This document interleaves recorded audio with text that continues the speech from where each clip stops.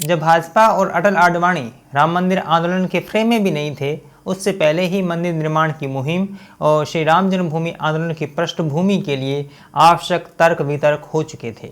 ये तीखा वाद विवाद हुआ था भारतीय दक्षिणपंथी और भारतीय वामपंथी बुद्धिजीवियों के बीच। वामपंथी धड़े में मुस्लिम पक्षकार सैयद शहाबुद्दीन समेत एस गोपाल, रोमिला थापर और विपिन चंद्र जैसे विख्यात इतिहासकार और बुद्धिजीवी थे। वहीं दूसरी ओर दक्षिणपंथी गुट की कमान अरुण शौरी ने थाम रखी थी।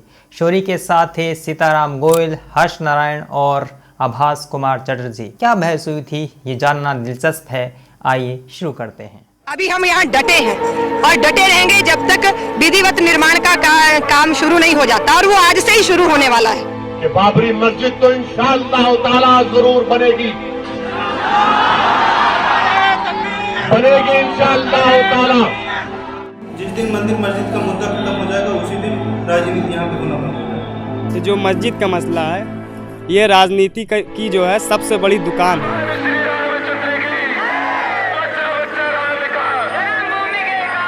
जब तक हम राम जन्मभूमि आंदोलन की ऐतिहासिक पृष्ठभूमि और टाइमलाइन को नहीं समझेंगे, तब तक इस मामले की एक ठोस समझ बनाना बहुत मुश्किल है। इसलिए मैं आपसे आग्रह करूंगा कि इस वीडियो को आखिर तक अवश्य देखिए और अपने इस चैनल को सब्सक्राइब करना न भूलें। हिंदू मान्यताओं और पौराणिक ग्रंथों के अनुसार यह तो सर्वविदित है कि भगवान श्री राम का जन्म अयोध्या में हुआ था, लेकिन ऐतिहासिक साक्ष्यों को आधार बनाया जाए तो ईस्ट इंडिया कंपनी के सर्वेक्षणकर्ता फ्रांसिस बुकानन अपनी 1813-14 की रिपोर्ट में मस्जिद की दीवारों पर लिखे लेख और स्थानीय मान्यताओं के आधार पर कहते हैं कि 1528 में बाबर के जनरल मीर बाकी के आदेश पर मंदिर को तोड़कर उसके भग्नावशेषों से बाबरी मस्जिद का निर्माण करवाया गया था। फ्रांसिस की इस रिपोर्ट के पब्लिश होने के बाद 1853 में विवादित भूमि पर अधिकार को लेकर पहला हिंदू मुसलमान दंगा देखने को मिला, लेकिन ब्रिटिशर्स सामान्यतः धार्मिक कलहों से दूरी बनाकर रखते थे, अधिक दखलंदाजी नहीं करते थे, लेकिन प्रशासन चलाने और शांति बनाए रखने के लिए उन्होंने 1857 में विवादित परिसर को दो भागों में बांट दिया, जिसमें परिसर का मुख्य आंतरिक भाग मुसलमानों को नमाज अदा करने के लिए दे दिया, वहीं बाहरी भाग हिंदुओं को पूजा स्थल के लिए दे दिया गया। इस तरह सालों तक परिसर में दी गई जगहों पर दोनों समुदायों के लोग पूजा अर्चना और नमाज अदा करते रहे। पर श्री राम जन्मभूमि पर आधिपत्य को लेकर असली भूचाल तब आता है जब 1949 में मुसलमानों को दी मुख्य आंतरिक भाग में भगवान श्री राम की मूर्ति स्थापित कर दी जाती है। मूर्ति की स्थापना के बाद क्षेत्र भर में तनाव का माहौल बन जाता है और किसी दंगे या अशांति से बचने के लिए सरकार इस पूरे परिसर को बैन कर देती है। बैन के बाद से ही विभिन्न धार्मिक संगठनों और लोगों द्वारा सरकार से परिसर को खोलने की मांग की जाने लगी और न्यायालय में अनेक केस फाइल किए गए। साल 1950 में महंत रामचंद्र दास ने परिसर को हिंदुओं के लिए खोलने की मांग के साथ एक केस फाइल करते हैं। इसके 9 साल बाद यानी 1859 में निर्मोही अखाड़ा ने समस्त परिसर पर अपना आधिपत्य रखने की मांग को उठाया और साल 1961 में सुन्नी वक्फ बोर्ड ने बाबरी के मालिकाना हक पर अपने अधिकार की बात कही। इन सब के अलावा धीरे धीरे इस मुद्दे की गंभीरता राजनीतिक गलियारों में पहुंचनी शुरू हो गई। साल 1966 में विश्व हिंदू परिषद ने विवादित स्थल पर मंदिर निर्माण के लिए एक कमेटी की स्थापना की और श्री राम जन्मभूमि पर मंदिर निर्माण मुख्यतः विश्व हिंदू परिषद का एजेंडा था, जिस पर वह वर्ष 1966 से ही निरंतर काम कर रही थी। 1985 आते आते केंद्र में बैठी राजीव गांधी सरकार पर चौतरफा हमला होना शुरू हो गया था। सरकार को बोफोर्स घोटाले, पंजाब कश्मीर में चल रही अशांति के कारण काफ़ी आलोचनाओं का सामना करना पड़ रहा था। पर शाहबानो केस के बाद गांधी सरकार को मुस्लिम तुष्टीकरण की तीखी आलोचना का सामना करना पड़ा। इसी के चलते 1986 में हिंदुओं को खुश करने के लिए राजीव गांधी सरकार ने बाबरी मस्जिद के द्वार खुलवा दिए। जैसा कि स्वाभाविक ही था, मुस्लिम पक्ष ने इसकी जमकर आलोचना की और उसके बाद उन्होंने बाबरी मस्जिद एक्शन कमेटी का गठन किया। वहीं साल 1989 में जाकर भारतीय जनता पार्टी ने इसे अपना चुनावी एजेंडा स्वीकार कर लिया। इसी से चिंतित होकर राजीव गांधी ने विश्व हिंदू परिषद को 9 नवंबर 1989 को विवादित भूमि पर मंदिर का शिलान्यास करने की अनुमति दे दी। हालांकि बाद के सालों में यह भी एक तथ्य उभर कर सामने आया कि बाबरी मस्जिद के द्वार राजीव गांधी ने खुलवाए, यह अफवाह थी। राजीव गांधी के करीबी रहे पूर्व आईएएस अधिकारी वजाहत हबीबुल्लाह अपनी पुस्तक माई ईयर्स विद राजीव में जब ताले खुलवाने की घटना का उन्होंने राजीव से जिक्र किया तो राजीव गांधी ने कहा कि उन्हें भी बात तब मालूम चली जब कोर्ट का ऑर्डर पास हुआ। यह एक बातचीत का हिस्सा है जो उन्होंने अपनी किताब में लिखा। वहीं साल 1989 में बीजेपी राम जन्मभूमि मंदिर निर्माण को अपना चुनावी एजेंडा बनाकर इसके धरातल को राष्ट्रव्यापी बनाने की मुहिम में लग जाती है।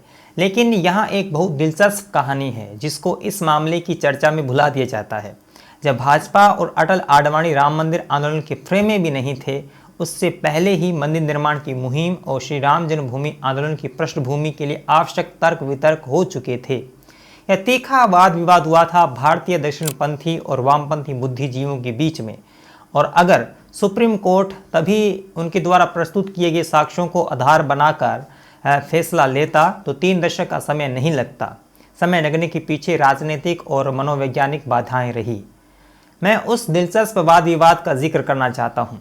वामपंथी धड़े में मुस्लिम पक्षकार सैयद शहाबुद्दीन समेत एस गोपाल, रोमिला थापर, भूपिन चंद्र जैसे विख्यात इतिहासकार और बुद्धिजीवी, वहीं दूसरी ओर दक्षिणपंथी गुट की कमान संभाल रहे थे अरुण शौरी के साथ सीताराम गोयल, हर्ष नारायण, आभाष कुमार चटर्जी जैसे विद्वान थे। वामपंथी सामान्यतः इस बात को स्वीकार कर रहे थे कि भगवान राम का जन्म अयोध्या में हुआ था, पर साबित यह करना था कि क्या वही हुआ था जहां बाबरी मस्जिद है।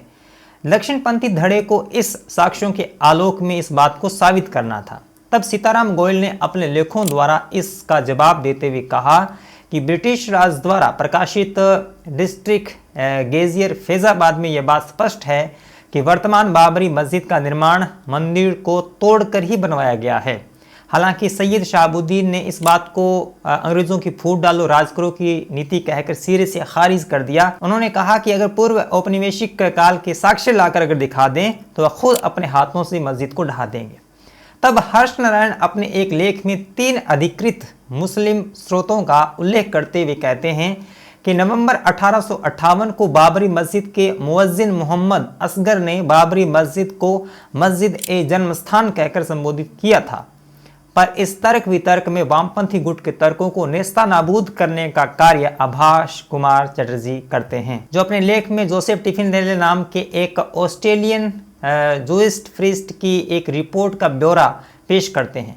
यह रिपोर्ट वर्ष 1766 से 1771 के दौरान लिखी गई और वर्ष 1786 में फ्रांसीसी इतिहासकार जोसेफ ब्रेनवेली की पुस्तक में प्रकाशित हुई थी। इसमें वर्णन था कि मुगलों ने अयोध्या के रामकोट नामक दुर्ग का विध्वंस करके वहां बाबरी मस्जिद बनवाई थी और मस्जिद के निर्माण में मंदिर के ध्वंस से प्राप्त सामग्री का ही इस्तेमाल किया गया था। इनमें से कुछ स्तंभों को आज भी देखा जा सकता है। यहाँ पर सैयद शहाबुद्दीन चुप्पी साध लेते हैं।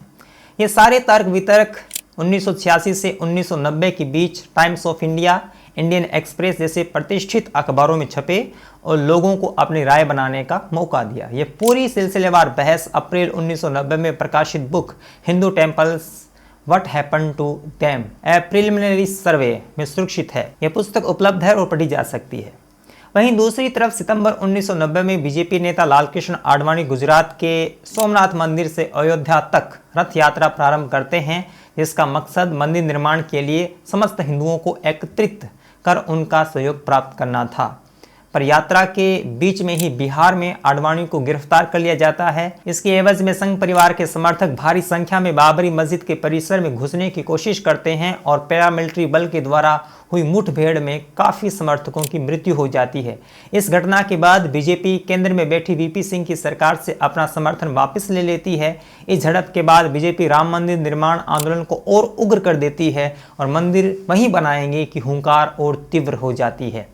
6 दिसंबर 1992 को जन्मभूमि विवाद का सबसे विवादित कृत्य सामने आता है, जब परिसर के बाहर एक रैली का आयोजन होता है जिसमें लगभग 1.5 लाख विश्व हिंदू परिषद और बीजेपी के कार्यकर्ता शामिल होते हैं।